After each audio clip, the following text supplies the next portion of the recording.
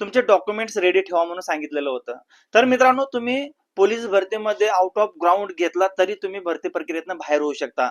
कारण ही एक चूक तुम्ही जे करताय, या चुकीमुळे आता याच्यामध्ये तुमची चूक कुठली असणार? महत्वाची गोष्ट म्हणजे मित्रांनो, उद्या 29 तारखेपासून फॉर्म भरायला सुरुवात होणार आहे.